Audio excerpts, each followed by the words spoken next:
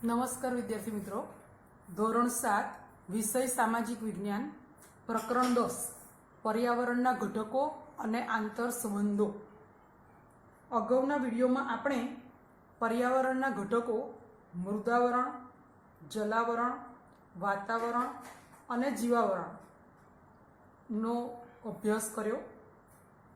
ए सिवाय पर्यावरणना मुख्य बे प्रकारोनो पण अभ्यास कर्यो, कुदरती पर्यावरण और मानव सर्जित पर्यावरण। पाणीनु वितरण, समुद्रना मोजा, भरती अने ओट, महासागरीय प्रवाहो अने पर्यावरणना घटको वच्चेना आंतरसंबंधोनो अभ्यास करे। आजे आपणे प्रदूषण एटले शुं,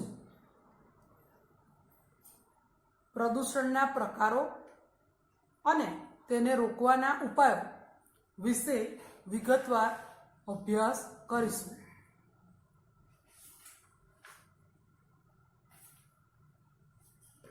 मानव पोतानी बुद्धिशक्तिथी पर्यावरणना विविध घटकोना उपयोग द्वारा पोतानी जरूरियातो संतोषे छे। मानव पोतानी बुद्धिशक्तिथी पर्यावरणना विविध घटकोना उपयोग द्वारा पोतानी जरूरियातो संतोषे छे। तो महात्मा गांधीजीए कह्युं छे के आ मानवीय गतिविधिओथी कुदरती जे पर्यावरण होय छे ए दूषित थाय छे, बगड़े छे, एने आपणे प्रदूषण कहीए छीए। प्रदूषणनो अर्थ शुं थाय तो मानव पोतानी बुद्धिशक्तिथी पर्यावरणना विविध घटकोना उपयोग द्वारा पोतानी जरूरियातो संतोषे छे अने आ मानवीय गतिविधिओथी कुदरती पर्यावरण दूषित थवानी जे क्रिया छे एने प्रदूषण कहेवाय छे। पर्यावरण ने दूषित करता घटकों ने प्रदूषक कहे छे। मानवी कुदरती संसाधनों अमर्यादित अने अविवेकपूर्ण उपयोग करे त्यारे पर्यावरण प्रदूषित थाय छे। मानव विकासनी तीव्र झंखना, औद्योगिकीकरण अने यांत्रिकीकरण पर्यावरण ने प्रदूषित करवा माटे जवाबदार छे।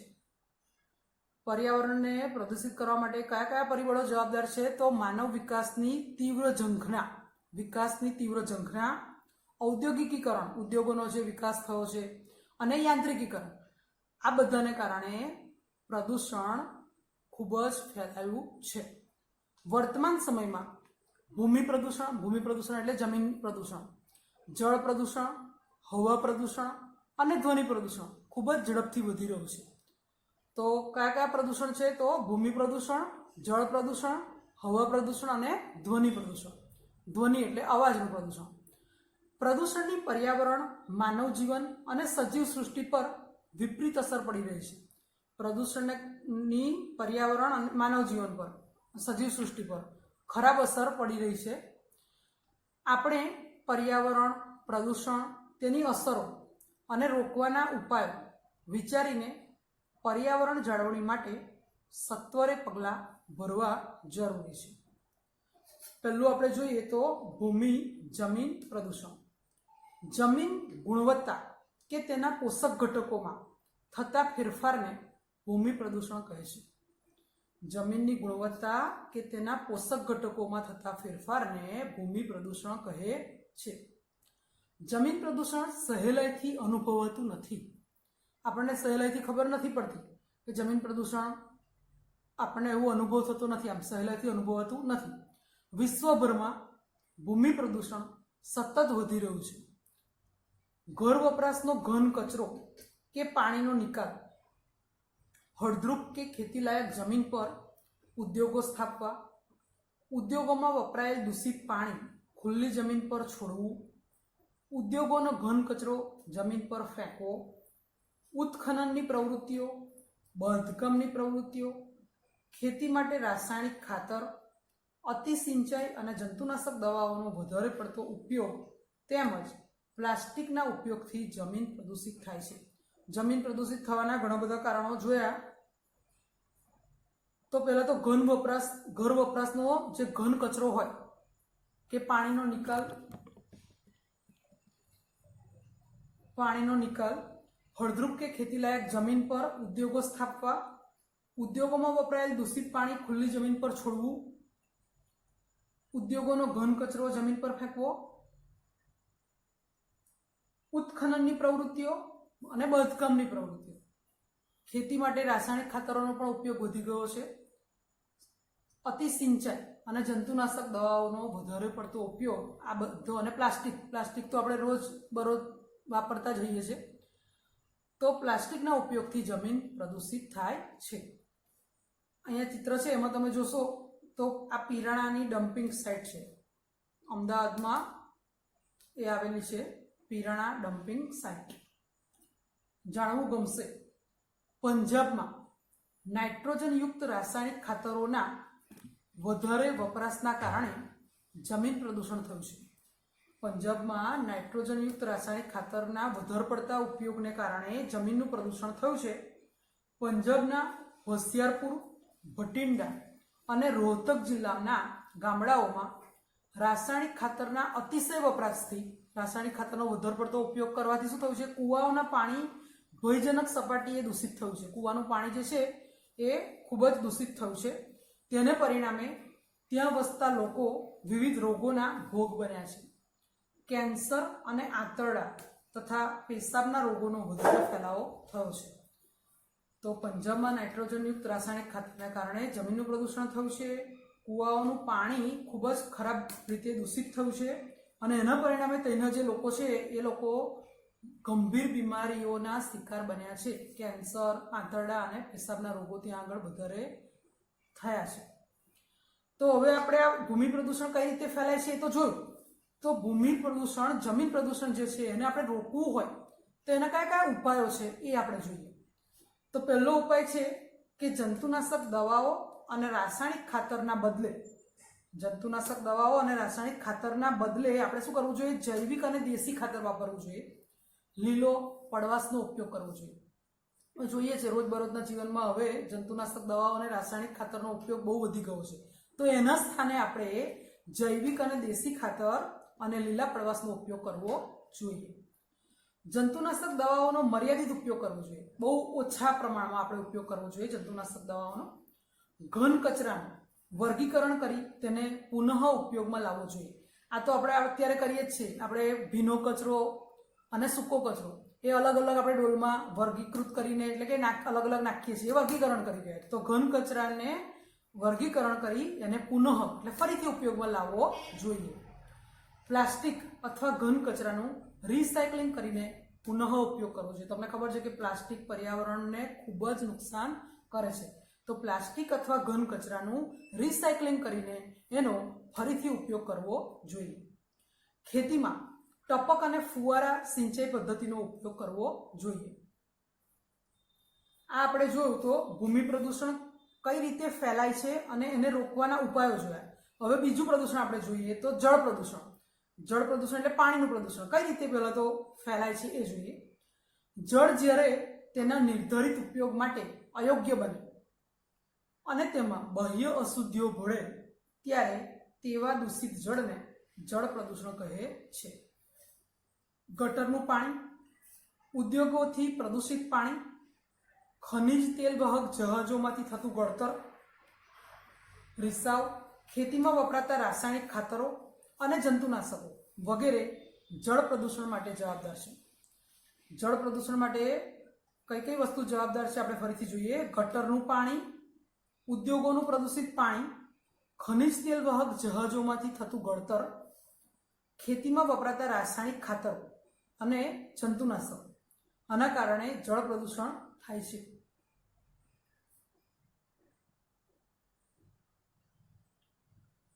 જળ પ્રદૂષણને આપણે અટકાવવું હોય તો એના ઉપાયો કયા કયા છે? ઘર વપરાશ અને ઉદ્યોગોથી પ્રદૂષિત પાણીને શુદ્ધિકરણની પ્રક્રિયા કર્યા બાદ જ તેનો નિકાલ કરવો જોઈએ.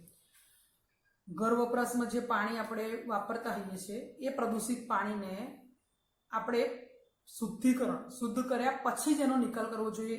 અને ઉદ્યોગોનું પ્રદૂષિત જે પાણી હોય એને પણ શુદ્ધ કર્યા પછી જ એનો નિકાલ કરવો જોઈએ. તમે જોતા હશો કે ઘણી વખતે આપણે પેપરમાં પણ વાંચતા હોઈએ છીએ કે ઉદ્યોગોનું જે પ્રદૂષિત પાણી હોય છે એ ડાયરેક્ટ તળાવમાં કે નદીમાં છોડી દેવામાં આવે છે. તો એના કારણે જળ પ્રદૂષિત થાય છે. તો શુદ્ધિકરણની પ્રક્રિયા કર્યા સિવાયના ગંદા પાણીના નિકાલ પર કડક નિયંત્રણો રાખવા જોઈએ. પાણીને પ્રદૂષિત કરતા પદાર્થોના વપરાશ પર અંકુશ રાખવો જોઈએ. હવે આપણે જોઈએ તો હવા પ્રદૂષણ. હવાનું પ્રદૂષણ કઈ રીતે ફેલાય છે? તો ઉદ્યોગો, મિલો, કારખાના, તાપ વિદ્યુત મથકો વગેરે દ્વારા છોડવામાં આવતા ગેસ કે ધુમાડો વાતાવરણમાં ભળે છે, તેને હવાનું પ્રદૂષણ કહે છે. ઉદ્યોગો છે, મિલો છે, કારખાના છે, તાપ વિદ્યુત મથકો એટલે જે વીજળી ઉત્પન્ન કરનારા મથકો છે, એના દ્વારા જે ગેસ કે ધુમાડો વાતાવરણમાં ભળે છે તેને હવાનું પ્રદૂષણ કહે છે. હવાના પ્રદૂષણ માટે હવામાં ઉડતા રજકણો જેવા કે બળતણ તરીકે વપરાતા કોલસાના રજકણો, કારખાનાના ધુમાડાથી કાર્બનયુક્ત રજકણો ભળે છે.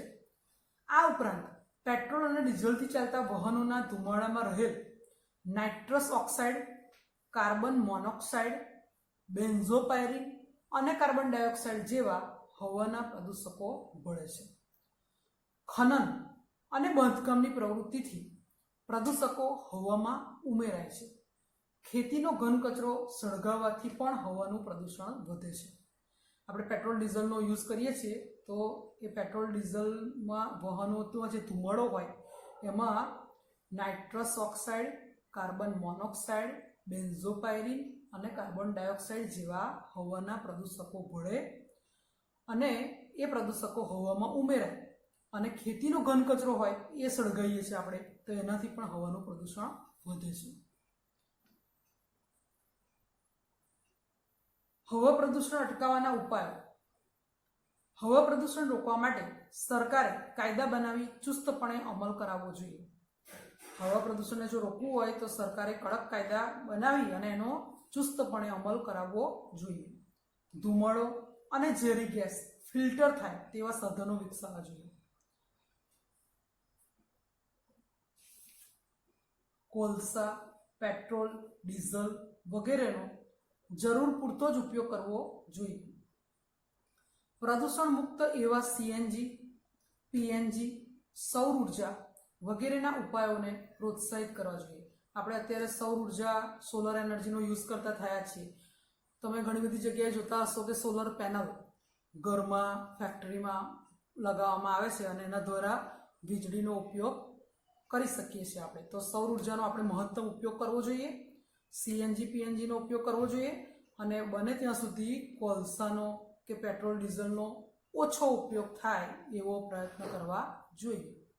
જાહેર પરિવહનમાં મુસાફરી માટે લોક જાગૃતિ ફેલાવવી જોઈએ. જાહેર પરિવહન આપણે જનરલી કંઈક બહાર જવું હોય એટલે તરત જ વ્હીકલ લઈને જતા હોઈએ છીએ, પણ જાહેર પરિવહનનો જો ઉપયોગ આપણે કરીએ તો પેટ્રોલ ડીઝલનો વપરાશ ઓછો થાય અને એને લીધે હવાનું પ્રદૂષણ પણ ઓછું થઈ શકે.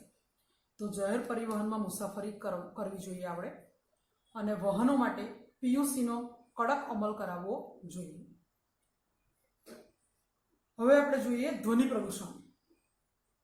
બિનજરૂરી, વધુ પડતો, અસહ્ય અવાજ એટલે ઘોંઘાટ.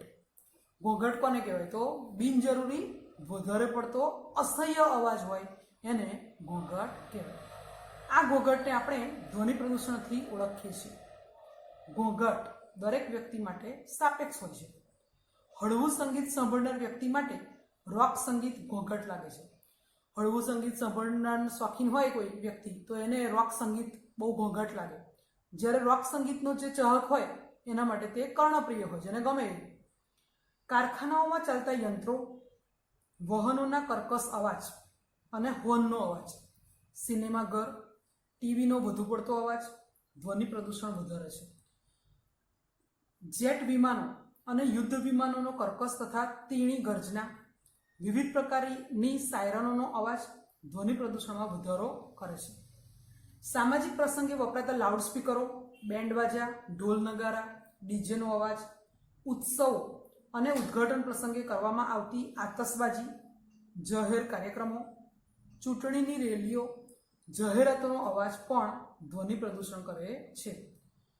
કારખાનામાં ચાલતા યંત્રો, વાહનોનો કર્કશ અવાજ, સિનેમાઘર અને ટીવીનો વધારે પડતો મોટો જે અવાજ હોય છે તે, લાઉડસ્પીકરો, બેન્ડ બાજા, ઢોલ નગારા, ડીજેનો અવાજ, અને ઉત્સવો અને ઉદ્ઘાટન પ્રસંગે આપણે આતશબાજી કરીએ છીએ, જાહેર કાર્યક્રમો હોય, ચૂંટણીની રેલીઓ હોય, જાહેરાતનો જે અવાજ હોય, એ બધું જ ધ્વનિ પ્રદૂષણ કરે છે. ધ્વનિ પ્રદૂષણથી માણસમાં બહેરસ આવવી, જો બહુ ખરાબ અસર કહેવાય કે ધ્વનિ પ્રદૂષણથી માણસમાં બહેરસ આવવી, લાંબા ગાળે માણસમાં બહેરસ આવી શકવાની શક્યતા છે.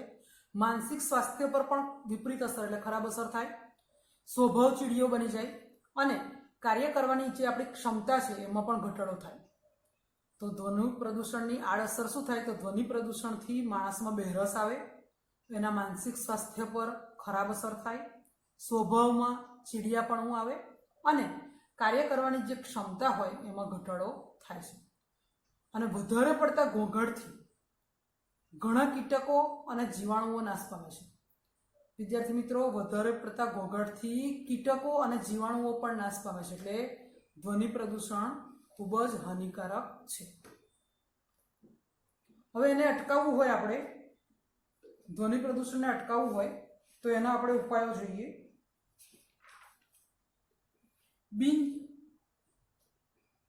સિનેમાઘર, જાહેર સભાગૃહોમાં ધ્વનિ શોષક યંત્રો અને પડદા લગાવવા જોઈએ. ધ્વનિ પ્રદૂષણને આપણે અટકાવવું હોય, રોકવું હોય તો એના ઉપાયો જોઈએ. તો પહેલું છે કે સિનેમાઘર, જાહેર સભાગૃહોમાં ધ્વનિ શોષક યંત્રો અને પડદા લગાવવા જોઈએ. સામાજિક પ્રસંગ, ઉત્સવો, ઉદ્ઘાટન પ્રસંગો વગેરેમાં બિનજરૂરી ઘોંઘાટ ટાળવો જોઈએ. આપણે કોઈ પણ સામાજિક પ્રસંગ હોય ત્યારે ઉત્સવો અને ઉદ્ઘાટન વખતે ડીજેનો ઉપયોગ કરીએ છીએ, લાઉડસ્પીકરનો ઉપયોગ કરીએ છીએ, તો એ ઉપયોગ આપણે ટાળવો જોઈએ.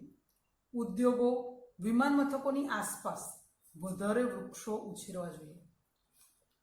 જ્યાં ઉદ્યોગો, મોટા મોટા કારખાના હોય ત્યાં અને વિમાન મથકોની આસપાસ વધારે વૃક્ષો ઉછેરવા જોઈએ. શાળા, હોસ્પિટલ જેવા સ્થળો પાસે નો હોર્ન, સાયલન્સ ઝોનનો કડક અમલ કરાવવો જોઈએ. ઉજવણીના કાર્યક્રમોમાં ફટાકડાનો ઉપયોગ ટાળવો જોઈએ. રેડિયો, ટેલિવિઝન, મોબાઈલ ફોન વગેરેનો અવાજ ધીમો રાખવાની ટેવ પાડવી જોઈએ.